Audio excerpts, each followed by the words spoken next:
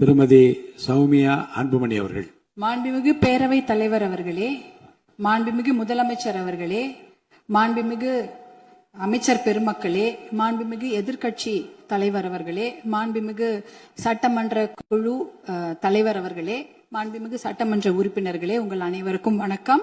தமிழ்நாடு சட்டப்பேரவையில் மேதகு ஆளுநர் அவர்கள் ஆற்றிய உரைக்கு நன்றி தெரிவிக்கும் தீர்மானத்தின் மீதான விவாதத்தில் பங்கேற்று பேச வாய்ப்பு அளித்தமைக்கு எனது நன்றியை தெரிவித்துக் கொள்கின்றேன். மாண்புமிகு முதலமைச்சர் அவர்களுக்கு மனமார்ந்த பிறந்த நாள் வாழ்த்துக்களை கூறி எல்லா வளமும் பெற்று பல்லாண்டு வாழ பாட்டாளி மக்கள் கட்சி சார்பில் வரவேற்று வாழ்த்துக்களை தெரிவித்து மகிழ்கின்றோம். என்னை இந்த சட்டமன்றத்தில் பேச வாய்ப்பளித்து என்னை இந்த நிலைக்கு உயர்த்திய பாட்டாளி மக்கள் கட்சியின் நிறுவனர் மருத்துவர் ஐயாவிற்கும், பாட்டாளி மக்கள் கட்சியின் தலைவர் மருத்துவர் அன்புமணி ராமதாஸ் அவர்களுக்கும் இந்த நேரத்தில் சிரம் தாழ்ந்த நன்றிகளை தெரிவித்துக் கொள்கின்றேன். என்றுமே அயராது பாடுபட்டு களப்பணி ஆற்றிக் கொண்டிருக்கும் பாட்டாளி மக்கள் கட்சியின் அடிப்படை தொண்டர்களுக்கும் அனைத்து நிலை நிர்வாகிகளுக்கும் என் நெஞ்சார்ந்த நன்றிகள். என்னுடைய தேர்தல் வெற்றிக்கு உறுதுணையாக நின்ற அனைத்து கூட்டணி கட்சி தலைவர்களுக்கும் எனது மனமார்ந்த நன்றிகளை இந்த நேரத்தில் உரித்தாக்குகிறேன். என்மேல் அன்பும் பாசமும் நம்பிக்கையும் வைத்து எனக்கு வாக்களித்த எனது தர்மபுரி சட்டமன்ற தொகுதி வாக்காளர் பெருமக்களுக்கும் அனைத்து சகோதர சகோதரிகளுக்கும் என் மனமார்ந்த நன்றிகள்.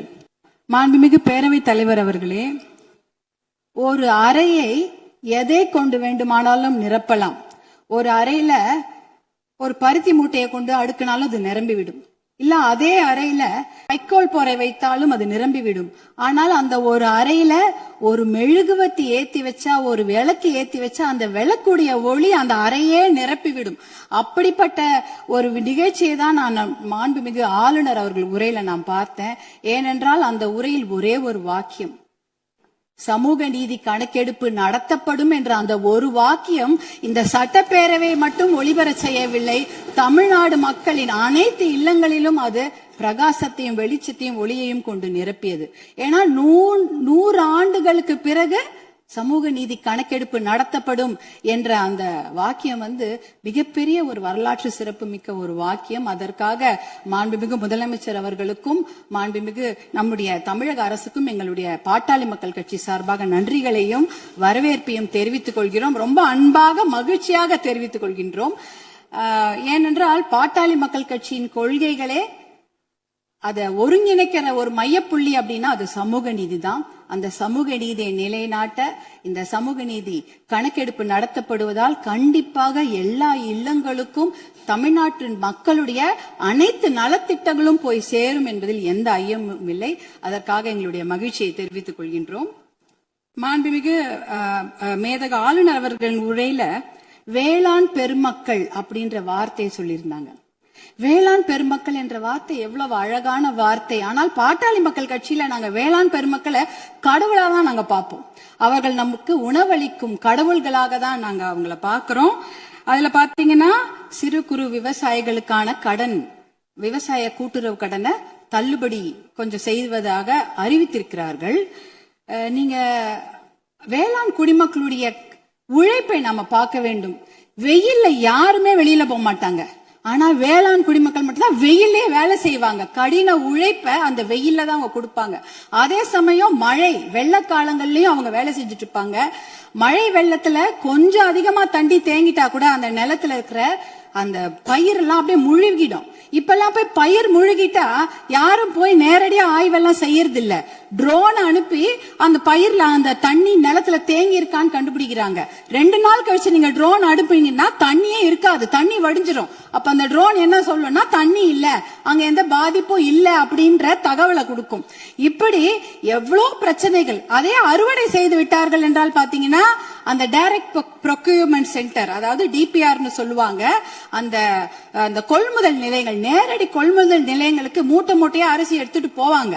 ஆனா ஒரு கொள்முதல் நிலையங்கள்லயும் ஒரு நாளைக்கு இவ்வளவுதான் அரிசி எடுத்துக்க முடியும், இவ்வளவுதான் மூட்டை எடுத்துக்கொள்ள முடியும் என்ற அளவுகோல் இருக்கும். ஆனால் அந்த அளவுகோலுக்கு மேல ஆயிடுச்சுன்னா அந்த மூட்டையை வச்சுட்டு வெயிலையும் மழையிலையும் அங்கேயே இருக்கணும்.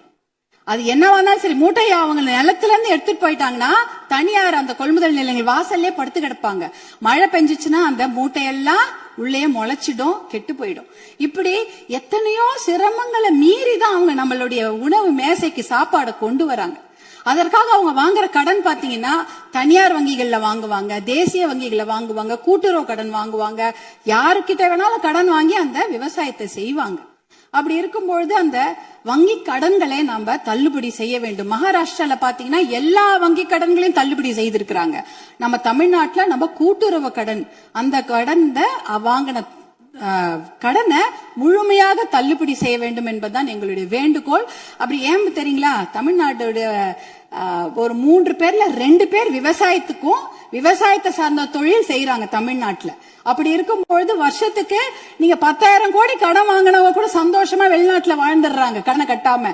ஆனா 10,000 ரூபாய் கடன் வாங்கிட்டு அந்த கடனை யாரா வீட்டு வாசல்ல வந்து கேட்டாங்கன்னா அவமானம் தாங்காம தற்கொலை பண்ணிக்கிறாங்க. 2021, 22, 23 கிட்டத்தட்ட 1968 விவசாயிகள் தமிழ்நாட்டுல தற்கொலை பண்ணியிருக்கிறாங்க. அப்படின்னா ஒரு நாளைக்கு 2 பேர், ஒரு நாளைக்கு 2 விவசாயிங்க தற்கொலை பண்ணிருக்கிறாங்கன்றத இந்த புள்ளி விவரம் சொல்லுது. அவங்களெல்லாம் நம்ம காப்பாத்தி ஆகணும். இப்ப சூப்பர் எல்னினோ வரப்போகுது.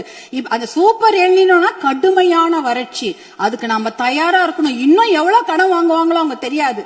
நம்ம விவசாயிங்க எங்க இருக்காங்க தெரியுங்களா, 100 அடி ஆழத்து பள்ளத்துல இருக்கிறாங்க. 100 அடி ஆழ பள்ளம் கடன் சுமையில. ஆனா நீங்க நம்மளுடைய தமிழக அரசாங்கம் இன்னைக்கு அவங்க 50 அடி ஆழ கயிறு தான் கொடுத்திருக்கீங்க. எப்படி வெளியில வருவாங்க? 50 அடி கயிறை அவன் 100 அடி ஆளும் பள்ளத்து இருக்கிறாங்க அந்த விவசாயிங்க, எப்படி வெளில வருவாங்க? முழுமையாக கடனை தள்ளுபடி செய்தாதானே அவங்க அந்த கடன் பிரச்சனை வெளியில வந்து அவங்க அடுத்த வேலையை பார்க்க முடியும். அதனால நீங்க உங்களுடைய அதிகாரிகள், மாண்புமிகு பேரவைத் தலைவர்கள், உங்கள் வாயிலாக முதலமைச்சரை நாங்க கேட்டுக்கொள்வதுதான். உங்களுடைய அதிகாரிகள் சொல்லுவாங்க, ஐயோ நிதி சுமை, கடன் சுமை, கூடுதல் செலவினம் அப்படிலாம் சொல்லுவாங்க. ஆனா அதையெல்லாம் ஒரு புறம் ஒதுக்கி வைத்து விட்டு அவர்களுக்கு முழு கடன் தள்ளுபடி செய்யணும். ஏற்கனவே 2000 கோடியா 6000 கோடியா உயர்த்திட்டீங்க. இன்னும் ஒரு 18,000 கோடியா அந்த கடன் தள்ளுபடி, கூட்டுறவு கடன்களை மட்டும் தள்ளுபடி செய்யுங்க. ஏன்னா ஏற்கனவே அவங்க 1 வருஷத்துக்கு தான் தள்ளுபடி செய்திருக்கிறீங்க. அதற்கு முன்னால ஒரு 2 வருஷம் கடன் அவங்க வாங்கி வச்சிருக்கிறாங்க. அந்த கடனையும் முழுமையாக தள்ளுபடி செய்தீர்கள் என்றால் அவங்க கண்டிப்பாக எத்தனையோ கடுமையாக உழைக்க தயாராக இருக்கிறார்கள். அவங்களுக்கு அந்த ஒரு ரெஸ்பெக்டை நம்ம கொடுக்கணும், அவங்களுக்கு அந்த நிவாரணத்தை நாம் தர வேண்டும் என்று உங்களை எல்லாம் நாங்க அன்போடு கேட்டுக்கொள்கின்றேன். அடுத்ததாக பாத்தீங்கன்னா, தமிழ்நாட்டில் 2026ஆம் ஆண்டில் ஆட்சி மாற்றம் ஏற்படுவதற்கு காரணமாக இருந்தது பெண்கள் மற்றும் குழந்தைகளுக்கு எதிரான குற்றங்கள் கட்டுப்படுத்தப்படாமல் அதிகரித்ததுதான். ஆனால் ஆட்சி மாற்றம் ஏற்பட்ட பிறகும் அதே நிலை தொடர அனுமதிக்க கூடாது. பொறுத்தது போதும், நம்ம இனிமேல் பொங்கித்தான் எழ வேண்டும். ஏனென்றால்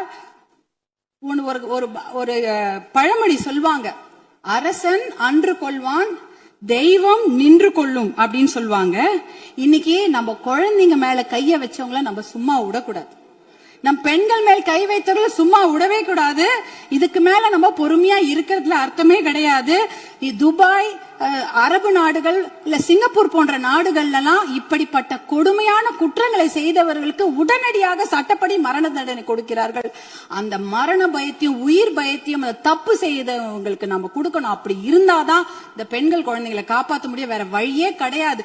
ஏன்னா அவங்க நினைச்சிட்டு இருக்கிறாங்க, இன்னும் ஒரு 5 வருஷம் பொறுமையா கேஸ் ஆடிக்கிட்டே போலாம், பொறுமையா வெளில வந்துடலாம், இந்த கோர்ட் இல்லைன்னா அந்த கோர்ட், அந்த கோர்ட் இல்லைன்னா அதுக்கு மேல கோர்ட்னு போய் அவர்கள் வெளியில வந்து விடுவார்கள் என்ற தைரியத்துலதான் இவ்வளவு பெரிய தவறுகளை செய்கிறார்கள்.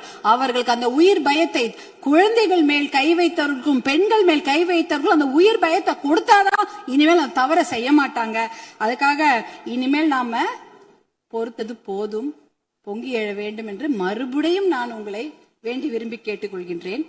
அப்புறம் தர்மபுரி மாவட்டத்திற்கு ஒரு என்னுடைய கோரிக்கைகள், தர்மபுரி காவிரி உபரிநீர் திட்டத்தை உடனடியாக அறிவிக்க வேண்டும். தர்மபுரி மாவட்டம் மிகவும் பின்தங்கிய மாவட்டம், ரொம்ப வறட்சியான மாவட்டம். அங்க நாங்க நிலையங்களோ கட்டிடங்கள் எல்லாம் கேட்கல, குடிக்கிறதுக்கு தண்ணி கேட்கிறோம். ஒரு ஆளுக்கு ஒரு குடம் தண்ணி கூட கிடையாது, ஒரு ஆளுக்கு ஒரு குடம் தண்ணி கூட கிடையாது. தர்மபுரி மாவட்டத்துல 2 பெரிய ஆறு ஓடுது, காவிரி ஆறு ஓடுகிறது, தென்பெண்ணை ஆறு ஓடுகிறது. ஆனா அதுல இருந்து தண்ணி அவங்களால குடிக்க முடியாது. ஏன்னா அந்த தண்ணி அவங்க வீட்டுக்கு வராது, பார்க்க தான் முடியும். நேரம் பாப்பாங்க, ஆறு எதிர்க்க ஓடும், தண்ணி வீட்டுக்கு வராது. இப்படிதான் அதனோட நிலைமை. அந்த தர்மபுரி காவிரி உபரிநீர் திட்டத்தை செயல்படுத்தினாங்கன்னா கண்டிப்பாக தண்ணி வந்து அவங்களோட ஏரி குளங்களில் நிரம்பிவிடும், எத்தனையோ குடும்பங்கள் பிழைத்து விடும். அது ஒரு அந்த திட்டத்துக்கு நீங்க புளோரோசிஸ் கூட, புளோரைடு கூட தர்மபுரி மாவட்டத்தில் இருக்கு. எல்லாருடைய பல்லும் கருப்பு கருப்பா இருக்கும், மஞ்சள் கலரா இருக்கும் தர்மபுரி மாவட்டத்துல மக்கள்.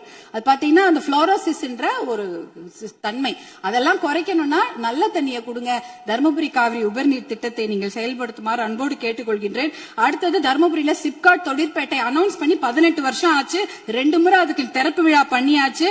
ஆனா கூடுதல் நிதி ஒதுக்கீடு செய்ய வேண்டும். அந்த இடத்துல 2 நிமிஷம் கூடுதல் நிதி ஒதுக்கீடு செய்து தர்மபுரி மாவட்டத்திற்கு வந்து அந்த சிப்காட்டை உயிர் கொடுக்கணும். ஏன்னா தர்மபுரி மாவட்டத்தில் 3 லட்சம் இளைஞர்கள், 3 லட்சம் குடும்ப தலைவர்கள் புலம்பெயர்ந்து மற்ற ஊருக்கு போய் பழைச்சிட்டு இருக்காங்க. அவங்க குடும்பத்தோட சேர்ந்து வாழறதுக்கு நீங்க வழிவகை செய்யணும். கூடுதல் நிதி ஒதுக்கீடு செய்து அந்த சிப்காட்டுக்கு உயிர் கொடுக்க வேண்டும் என்று கேட்டுக்கொள்கின்றேன்.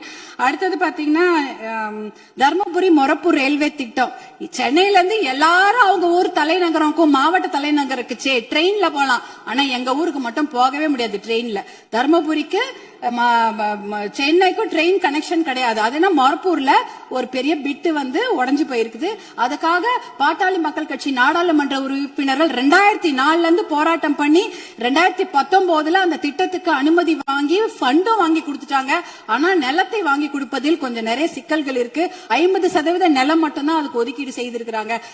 அந்த திட்டத்தை விரைவாக செயல்படுத்த வேண்டும். அதற்கு நீங்கள் சிறப்பு கவனம் தமிழக அரசாங்கம் செய்ய வேண்டும் என்று உங்களை அன்போடு கேட்டுக்கொள்கின்றேன். வருமானம் இல்லன்னு நம்ம சொல்லிட்டு இருக்கிறோம். ஆனால் நிறைய நல்ல திட்டங்கள் இருக்கிறது. அதாவது பாலிசி டிசிஷன்ஸ் பண்ணாலே அந்த வருமானம் தேவை கிடையாது. இப்ப இளைஞர்களுக்கு வேலை வாய்ப்பு 75% நீங்கள் உறுதி செய்து விட்டீர்கள் தனியார் துறையில அப்படின்னு சொன்னீங்கன்னா, தனியார் துறையா அவங்களுக்கு வேலையை கொடுப்பாங்க. தமிழ்நாட்டு இளைஞர்களுக்கு வேலை கொடுக்கப்படும். இப்ப வேலையில்லா திண்டாட்டம் அதுவே குறைஞ்சிடும். அதே போல மாவட்டங்கள் அதிகமாக இருக்கிறது தமிழ்நாட்டுல. அதாவது அதை வந்து நம்ம மாவட்டங்களை பிரித்தால் ஒரு கொஞ்சமாக நிதி சுமை தான். ஆனா மாவட்டம் மிகப்பெரிய வளர்ச்சியை பெற்றுவிடும். அதே போல பில்ஃபரேஜ குறைக்கிறோம்ட்டு கவர்னருடைய ஆளுநர் உரையில இருந்தது. கனிம வள கொள்ளை வந்து தடுத்துட்டா 1.5 லட்சம் கோடி 2 லட்சம் கோடி ரூபாய் வருவாய் வந்து தமிழ்நாட்டுக்கு கிடைக்கும். அதே போல சேவை உரிமை பெறும் சட்டம் 21 மாநிலங்கள்ல இருக்கிறது. அது வந்து பொதுமக்களுடைய நலனுக்காக கொண்டு வரப்பட்டது.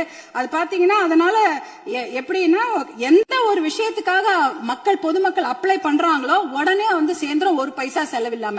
சேவை உரிமை சட்டம், லோக ஆயுக்தாவை பலப்படுத்த வேண்டும். இப்படி போன்ற பில்ஃபரேஜ்களை தடுத்தாலே தமிழ்நாட்டுக்கு வருவாய் ஏற்பட்டுவிடும். பாலிசி டிசிஷன்ஸ் பண்ணும்போது எந்த ஒரு நிதி சுமையும் கிடையாது. இப்படிப்பட்ட திட்டங்களை எல்லாம் நீங்க கவர்னர் உரையில, அமேதக ஆளுநர் உரையில சிலவற்றை அறிவிப்பு செய்திருக்கிறீர்கள், சிலவற்றை அறிவிப்பு செய்யாமல் இருக்கிறீர்கள். அதையெல்லாம் கொண்டு வர வேண்டும் என்று உங்களை கேட்டுக்கொண்டு, எனக்கு இந்த வாய்ப்பை அளித்த பேரவைத் தலைவர் அவர்களுக்கும் மாண்புமிகு முதலமைச்சர் அவர்களுக்கும் எல்லோருக்கும் என்னுடைய சட்டமன்ற உறுப்பினர்கள் என் மனமார்ந்த நன்றியை தெரிவித்துக் கொள்கின்றேன். அவை முன்னவர் மாண்பு பேரவைத் தலைவர்களே, மாண்பு உறுப்பினர்கள் குறிப்பிடுகிற ரயில்வே திட்டத்திற்காக நிலமெடுப்பிலே தாமதம் ஏற்படுகிறது என்று சொன்னார்கள். அதற்காக தனி தாசில்தாரை விரைவாக நியமிக்கிறோம். விரைந்து அந்த பணிகள் நிறைவேற்றப்படும்.